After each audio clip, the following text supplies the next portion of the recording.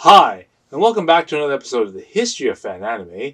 I'm your host, William Chow. In today's episode, it's a really first of a series of episodes. I'm going to try to attempt to do something that I've not done before, but I always had the idea of, and that is to do a review on some written work about anime. Okay, so people have been using anime to write essays, to write like theses and documents, and obviously homework assignments and that kind of stuff about anime. And so in this episode is going to be a start of a long chain of episodes because obviously to fully do an analysis on a written work, it may require me several episodes to go over different points and that kind of stuff. But um, this is one of these sort of rare situations I get to do that. So before I begin and talk about this, I want to remind people to go down below, click like, and click subscribe.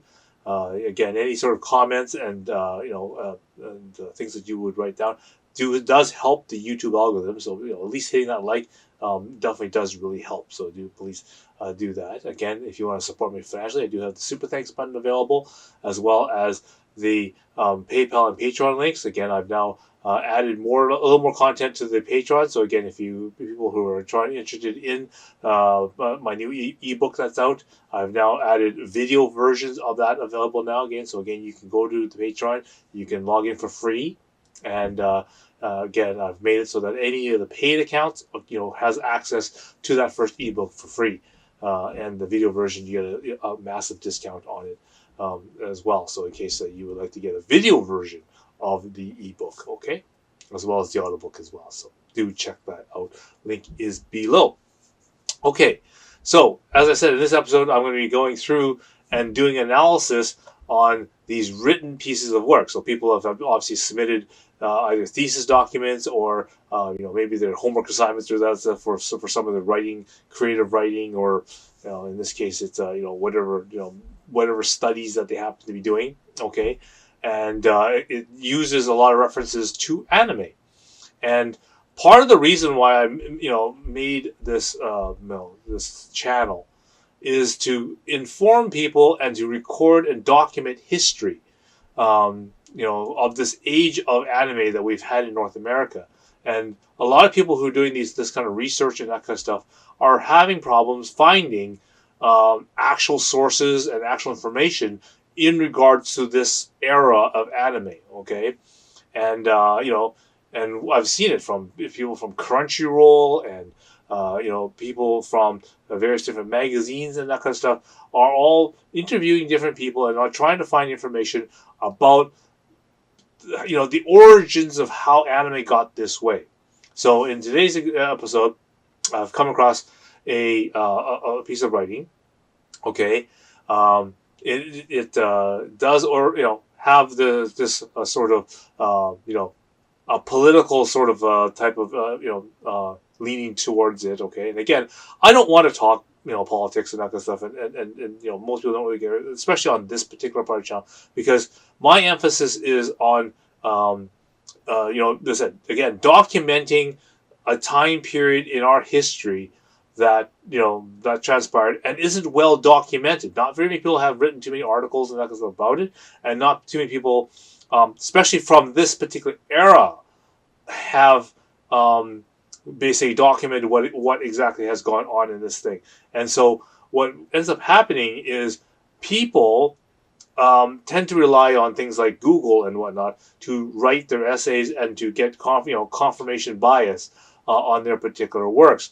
And this is particularly poor when Google does not show results for things that happened in the 1990s or the 1980s, right? They actually need some people, some interviews, and that kind of stuff to be made. And that's, primarily one of the main functions of my channel here is to provide this documentation, to show you pictures, to tell you stories and accounts, show you merchandise and things that came from that and how we came across of getting this stuff, what this means, tie in things that happen in anime with things that are happening in real life. Okay, and that's what I'm trying to do with that. So again, this isn't a typical type of episode, and the way that I'm tackling this episode is maybe a little bit strange and very very long. Okay, but I assure you, even though we are touching a little bit on politics, do not pay attention to that too much because I won't delve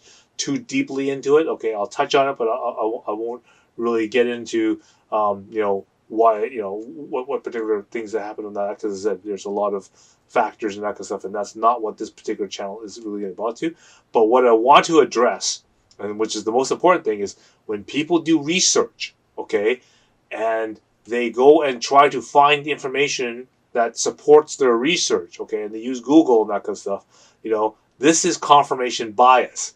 The fact that you're specifically looking for information and looking for essentially yes men, okay, people that will say yes to whatever you say, to basically confirm what you're writing. And of course, this is really poor scientific method, right?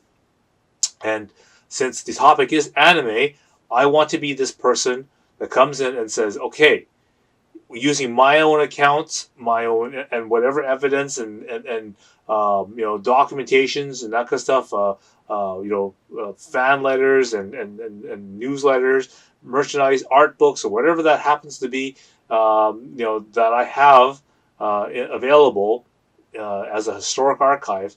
I want to present it to you and tell my story in helping you understand and build this picture, the story. If you want to, kind of have a vision that's not just in front of you but around you, right?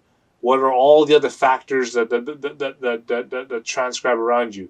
So when I describe what the environment of, let's say, an anime convention in 1991, or some of the funny stories and conflicts and cosplay and that kind of stuff that happened at Comic-Con in '89. Okay, I want to not only tell you the story, I want to see if I can get you some pictures. I want to give you some context of why this is this particular thing happened.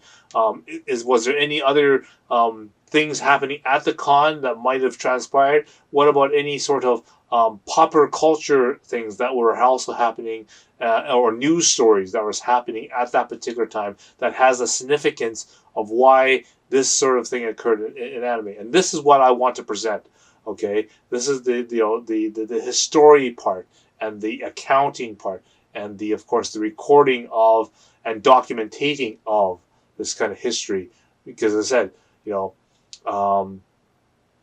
all getting older, okay, and if we don't tell our story, if we don't get it, told in and documented, then we may become people like Carl Masek, Don Yee, Torrance Smith, all these people who are pivotal members of the anime community, but they're no longer around anymore, and they can't tell their story, and they, and all the things, whether or not good, bad, conflicts, their opinions on stuff, on how they handled things, and all the inside stories that we can't find on Google, and people didn't post on any sort of form, gets lost.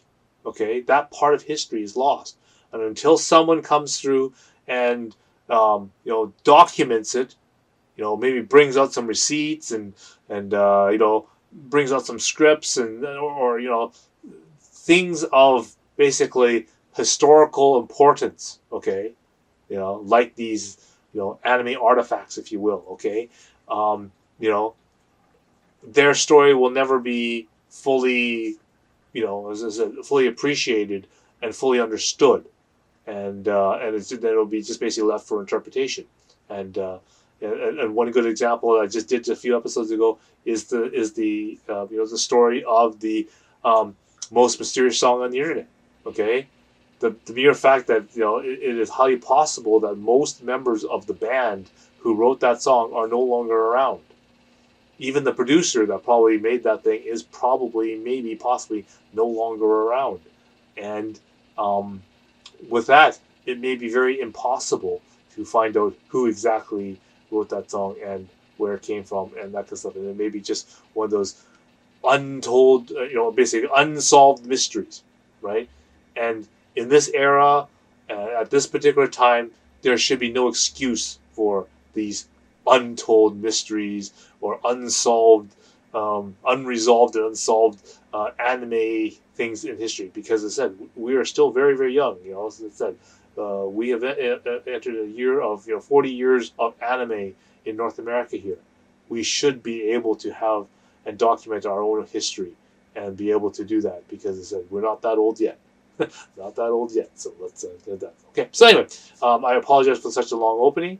But yes, so here we're going to be in.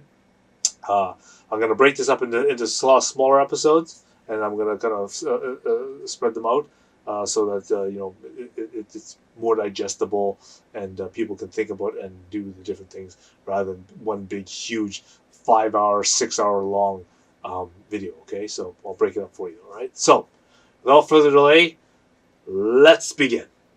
So we continue on here. See, from the search, I was able to find discussion threads on how many females read rec.arts.anime, 135 messages. Questions, girls on rec.arts.anime, only 23 messages. Female otakus, 221 messages. And women watching anime, only 72 messages. Female fans, do they exist? 61 messages. Okay, and you talk about this this era of anime recta arts anime, and you say it's starting at 1987. Why did you only pick messages from 1993 to 1995? Like, sort of the on the dying legs of, or sort of just before the anime explosion sort of happened in '95 when Sailor Moon sort of kicked in. But we seem to ignore the messages afterwards, and yet we seem to trim ourselves to messages done before 1992, right? Even just said so in the next line here. I extracted 252 messages from 1992 to 1996. Okay, only 252 messages of that. So we go to another report here. Okay, well, how much is that? What is that the lineage of that, right? And then you go through and you look and say, well, okay, well, around 1990, 1992, 91, you get about 150 posts a day on this news group. I mean, sure, the news group sort of got divided into manga and all these other sort of categories, but the main feed, 150 messages. I mean, even in a modern day situation, people find it a headache to go through 50 emails. Can you imagine doing 150 every freaking day going through things? And again, this is talking about everything and anything having to possibly do with anime, right? And stuff that's not even having to do with anime. You have to sort through all the crap and the spam and just people saying, yeah, I agree, huh? That kind of thing, or just silly replies like that, right? But you have to go through them all, 150 every freaking day. No wonder why people stopped going to anime restaurant. No wonder why the things started going downhill, because people are not finding the information that they want. They're not, getting, sort of the interaction that they want.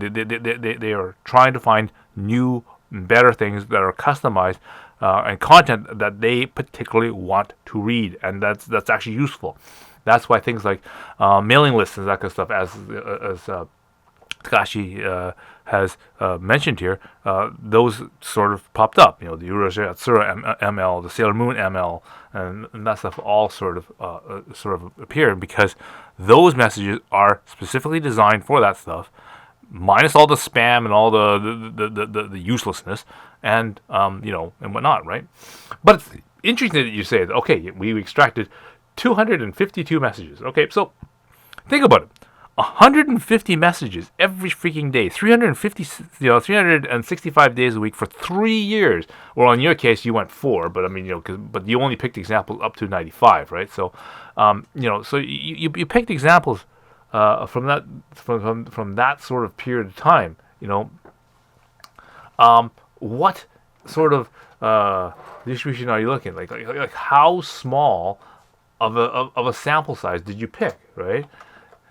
And so, that easily is over 200,000 messages over the course of 4 years.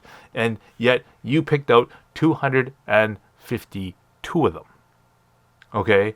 So literally, like 0.1% of probably all the messages that are on that thing, you manage to pick 0.1% of them that have this kind of content. All right, these negative, discursive practices. Okay, 0.1.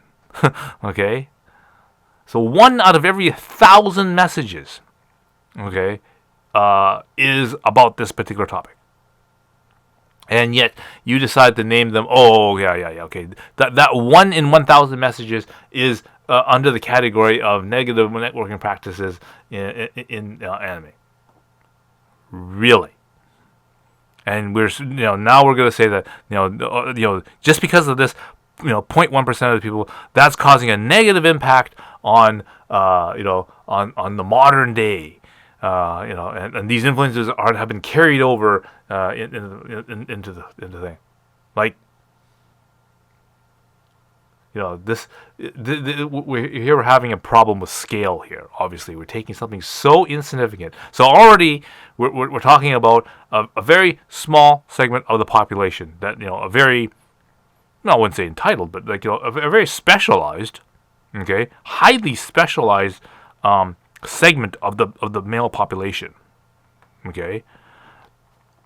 And you go to say that, okay, yeah, we managed to spot 1 in 1,000 messages on this news group in the 4 years that we've taken this sample size from, and we're gonna blame all the societal problems on this specialized chunk of the population, on 1 in every 1,000 messages. Okay, this is where the problem begins. I mean, we're talking about percentages even way, way smaller than, let's say the marginalization of like trans people, for example, right? Because even that's only like in the 1% of like the population, right? Yet we're still making issues of these kind of things. So this is the kind of improbabilities and the exasperation of the numbers going. But let's continue, because that's not just the only problem that we have here. While these discussions may seem like they were spaces marginalized users, i.e. female users, to discuss their experiences, they were often started by overwhelmingly occupied by identified male users. Okay, I mean, that's like, no shit, Sherlock. I mean, if 95% of the people on the news group are male, then it goes to show that the probability that a person who's going to start a message or leave a message is going to be male. So predominantly 95% of the messages that are being posted are probably male, right? I mean, goes to through, right? So what you're saying is that of the 205 messages you extracted, which is less than 0.1, or is that 0.1? So like 1 in every 1,000 messages are on this particular topic, okay, and shall we say probably not even half of those messages and replies are replies and the back and forth, most likely are going to be predominantly male. Okay, I mean, let's if it's 95% of the people that you're talking to, and you post up a message, a 1 in a 1,000 message, yeah, most likely 95% of the people who are going to answer back or reply to that message is going to be probably also male. But it kind of goes to reason, right? But that's exactly. But then here's the corollary to that, right? Why just anime? Okay, why not rec.automobiles, where we talk about cars, right? Where again, probably the majority of the people that are on there talking about cars are male. Yeah, sure, maybe a few more female because it's more of a general topic, not just restricted to just anime. But I would argue that probably a large number of percentage of the messages on rec.automobiles, or even things like rec.motorcycles, okay, the mass majority of the audience is male, okay. thus, males will most likely post most of the messages on there and reply to most of the messages on there. But, like, come on, this isn't heavy detective work here, okay? I also want to insist, okay, that there is no equivalency between reporting on, for example, LGBTQ, alphabet, whatever crap related news groups discussions whose display may endanger the safety of the participants, regardless of how long ago they took place, and reporting on. So again, a news group specifically designed for that particular interest group, okay, where essentially all the messages are about that interest group, okay, so a high percentage, okay, of the messages on that group are about the topic that the group is centered on, right? She doesn't want to make any sort of equivalency to that, okay, in regards to reporting on news groups discussions that, by their repetitive malice and toxicity, have been long-lasting consequences on the participation of such marginalized users, i.e., the females, okay, in online practices. So here we have the situation where we're going, okay, I'm not going to say that he's no. They're going to insist. Okay, no, she insists that there is no equation or making it equal, that we talk about very gender specific things on a gender specific news group. So i.e., if there's malice or toxicity on that particular news group, that no, we can't draw that to be an equal discussion on a news group which seems to have repetitive malice and toxicity. The 1 in 1,000 messages is repetitive malice and toxicity. Okay? So basically you're saying, okay, so here we have a news group where, like every other message is about, gender issues, right? Yet we can't apply that to a news group which is totally not about that, okay? But yet 1 in every 1,000 message that occurs is considered toxic and considered, malice, okay? But we can't say that she insists, okay, that's not that's not equal, okay? The level and the frequency is so much that the 1 in 1,000 messages has everlasting effects, even to this date, that that sort of problem has occurred. And so this is the level of extrapolation that this person has gone through. The the picking, they said the very, very few percentages of things that would happen, and applying it to the whole. I.e., the Me Too / Henry Weinstein sort of situation, right? Just because one sort of situation has happened, we must apply it to the entirety of the male population, saying that must be true, right? Even though it's the 1 in 357,000 person, male person that's in the United States, we must apply it to the rest of them, even though we were just talking about one person, right? So this is the same thing. Just because one message in 1,000 shows up on this particular news group, that is the equivalent of, say, something, that must be treated the equivalent of the, a message group specifically designed, okay, for whatever one of the alphabets you want, and that must be the equivalent of that, the same level of toxicity, the same level of malice. Okay, so we go on, and we're going to go and go through the different sort of negative networking, as she refers to. So one of the things he writes is, when confronted with the demographics of female fans on rec.arts.anime, users routinely blamed them for not being present, therefore visible enough for the online fandom, right? So basically, her first point of basically questioning whether there are actually female fans, and number two, which is basically questioning whether they're still visible, like why you're not posting the messages. And it just goes to show the distribution of the data and the people that are probably there. Okay, here we're trying to discuss topics of anime and how it relates to Japanese things, right? The news group is not a group to like pick up women. Okay, it's not a Hinge or a Tinder. Okay, it is just basically a discussion group of that. If people want to participate or something, great. For a lot of people, it's just to find out information.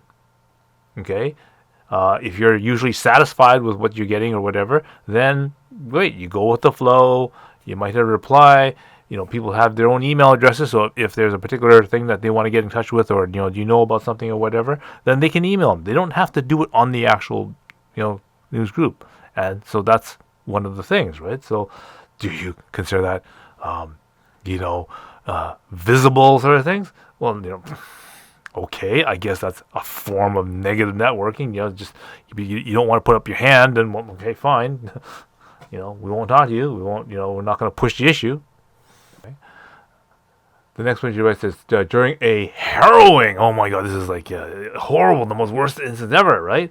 Harrowing instance where one user posted why females would be scared to post right after sharing a list of email addresses belonging to female rec.arts.anime users, 1993.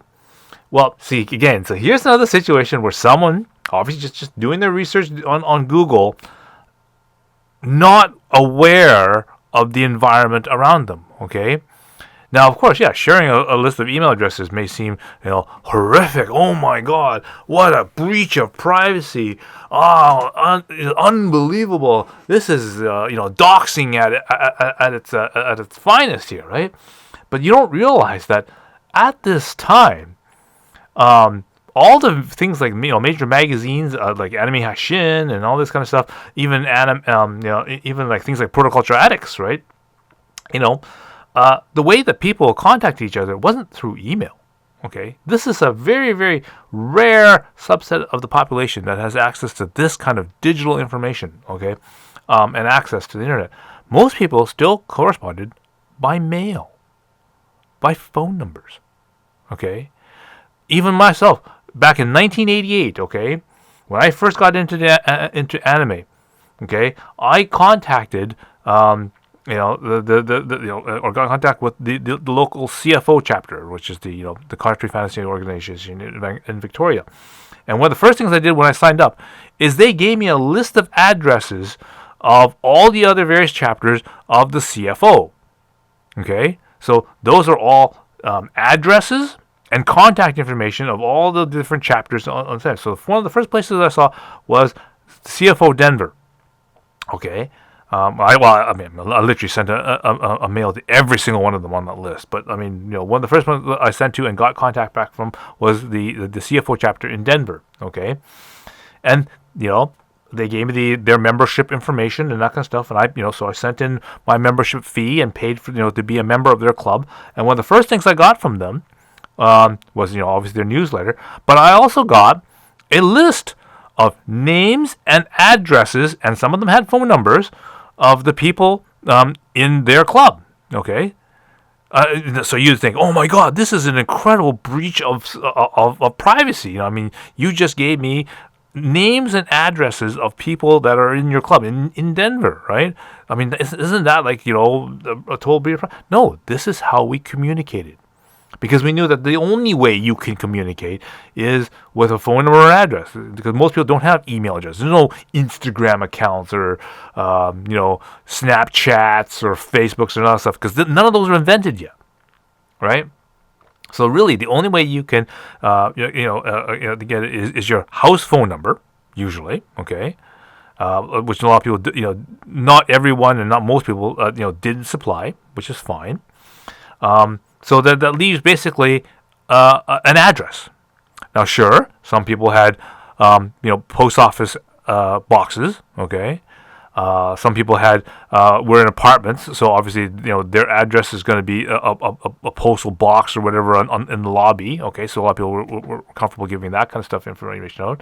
And then a lot of people just gave the address of their workplace. because it's already in their name tag, and everything else like that, or their office or whatever. So a lot of people just set all the email and that kind of stuff and anime references to their work address. And then of course the mail would be then delivered to their cubicle or to their workstation or whatever from there, right? So that was the normal, okay, and I would argue all the way up till 1995, okay, with the advent of Windows 95, okay, so the actual ability for people to buy computers and that kind of stuff, and get personal email addresses and that kind of stuff, for the internet, the evolution of a graphical interface for the internet, okay, because you remember all these messages that are being read here are being read with a news group reader. Windows has not been invented yet, so no use of the mouse. Okay, no mouse here, right? You have to use keystrokes and menus and that kind of stuff for this, right? So this is not a high tech world, right? So again, to list people's contact information, which is on Usenet, the easiest thing would be probably to give them email addresses. Okay, this is a pretty common practice. All right, so. This is just another situation where a person has taken this as offensive, doxing or whatever, in an environment that, didn't exist 20 years ago, or in this case, almost 30 years ago. This concept is totally alien. But only now that we realize that this is an issue, or this is a taboo. Okay, this is the same thing as I referred to earlier as the blazing saddles paradox, where we're taking something that was made in the 1976, and we're applying today's standards and political correctness on something that old, and saying, oh, how horrible it must be, right? Another asked, females, we really need a flame bait, or flame baiting in this case is their terminology for things like trolling or baiting. Okay, so do we have to initiate the conversation for you to join the conversation? Essentially, is what it sort of breaks down to. To make yourself show up on anime rec.arts.anime, it says, be more assertive, start your own threads, and that was posted in 1994. Okay, so so here he is. You get 1 in 1,000 messages, and she's saying that this is one of those those 1,000 messages. While not every post was malicious, so she's quoting this as malicious. Okay, like, oh my God, these people are intentionally trying to marginalize and hurt women for with these things, and these are the worst things that they could say is hey. Are there any females out there? Check, check 1, 2, 3. Hello, type of thing, and then they consider this. Oh my God, that's malicious. It's blowing things out of proportion. It's word policing. Okay, you don't have a point here, so the only thing that you can do is manipulate the language or the tone, right? Which is really, but just it's not even anything, right? So, but yeah, 1 in 1,000 messages, and you complain about these things, and these are supposed to be the most malicious messages, okay? And so, to be honest here, in real life, yeah, when we were running the Vancouver Japanese Animation Club, there were a few female members. They didn't, attend the meetings often, again, because think the anime that they're making, okay, weren't designed for them. Okay, so why in the hell would you go to an anime meeting and be shown anime that has violence and blood spraying everywhere, and fist, Hakuno Ken going, oh yeah, my wa shinderu, and then all of a sudden the head explodes, and okay, sure, they might not like that kind of stuff, so why would they show up for meetings of that? Okay, right, so it's understandable. Like, so when obviously these people show up in real life, they are they are a rarity, right? And of course, we'll go on to to see some more examples of what she's referring to here. And it really wasn't until the advent of Sailor Moon and that kind of stuff where the attendance of female members to our meetings and that kind of stuff just jumped, because as I said, all of a sudden now they're interested in Sailor Moon and Utena. Again, we fan subbed a lot of the Magical Girl shows. We did all of Sailor Moon. We did all of Miracle Girls, Himi-chan's Ribbon, Red Riding Hood Cha Cha. I mean, that's 4 years of doing essentially, made for women content, okay, and releasing that kind of stuff. And again, we received a big, huge jump of attendance of people basically after that point. Now, of course, that was like 1995 and 96 when it started ramping up, and then basically just took off from there. And it's just how convenient that you stopped taking messages after 1980 or 1995, 96. Interesting. Thank you for sticking along and basically staying with it for this long. I really appreciate that. I said again, this is not typical content that I like, that I like to to do, and but I think it's very interesting. Not so much for the the topic or whatever of the particular essay here, okay? Because I don't that's probably that's politics and that kind of stuff is something I don't want to get into on this particular channel. But again, the importance of is correctly documenting events that happened in the past, especially in this very important golden era part of anime, and making and setting the record straight. You can make your own interpretations, and as when I remember when I took when I was on jury duty, okay, someone made a very prolific statement, okay, which really shaped the way how I think and interpret things. And this is what he said. You can choose to not believe, partially believe, total believe, none, some, or all of the evidence.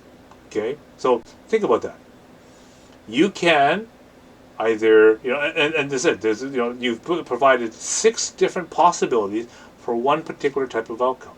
So if someone presents you a piece of information, you can choose to 0% believe none of it, okay, like you have no confidence in it. You can have some belief or some particular confidence of some level, or you can be totally invested in believing this thing, okay. But also you can also choose to believe none of the evidence. So, if multiple pieces or one piece of evidence that has different facets of it, you can choose to believe none of that. Maybe some parts of the evidence you deem credible and you will believe some parts of that. Or you trust the evidence, okay, so you fully believe that this evidence is 100% all parts of the evidence, so all the evidence as a whole, and you can choose to believe none of it, some of it, or all of it.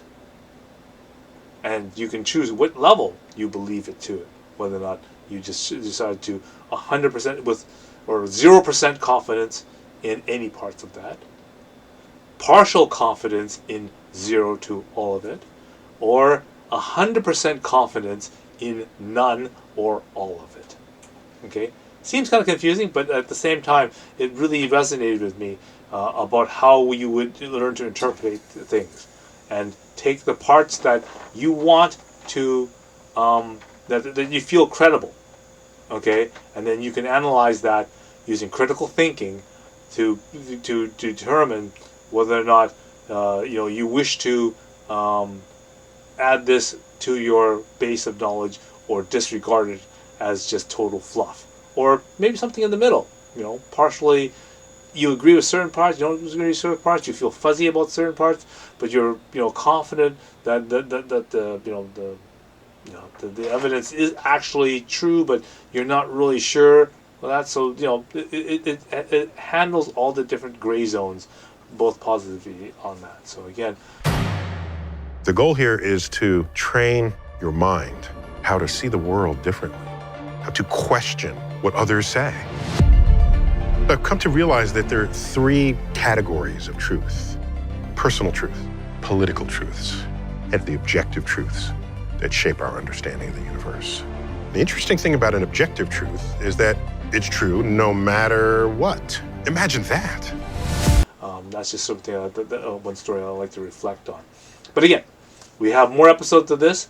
This is a fairly long essay, but as I said, I'll split up the episodes and have more of that again. So thank you for staying on this long. But again, don't be turned off by the fact of the topic that this is about. Because I'm not going to try to cover the politics and that kind of stuff a little bit. I'll touch on it a little bit just because I have to. But for the most part, I want to stick to the history. All right.